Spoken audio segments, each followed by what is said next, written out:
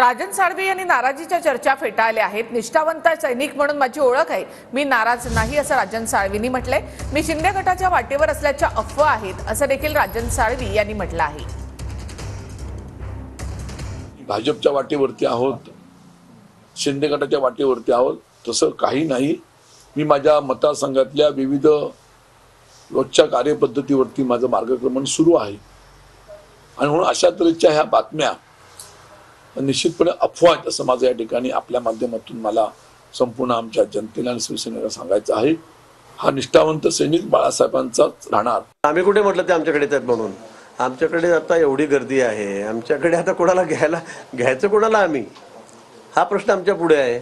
आम्ही कुठे त्यांना म्हटलं, चर्चा कोणी करत असेल तर ते त्यांना विचारा, पण आम्ही कुठे राजन साळवींना कुठे म्हटलं नाही भाजपमध्ये या म्हणून, आणि आमच्याकडे अशी तेवढी जागा पण नाही। आता राजन साळवींशी माझं चर्चा झालेली आहे। नक्कीच पराभवानंतर थोडे ते अस्वस्थ आहेत।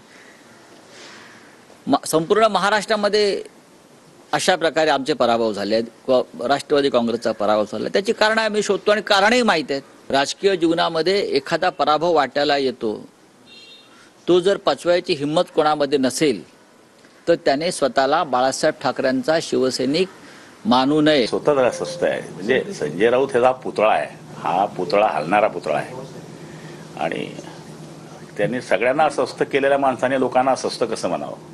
उद्धव साहेबांना अस्वस्थ केलं, शरद पवारांना अस्वस्थ केलं, काँग्रेसला अस्वस्थ केलं, इव्हन शिवसेनेला तोडण्याकरता सगळ्यात मजबूत कार्यक्रम हा आमचा माल होता संजय राऊत। आलं का लक्षामध्ये? तर संजय राऊत म्हणजे हे कोण टिपडं?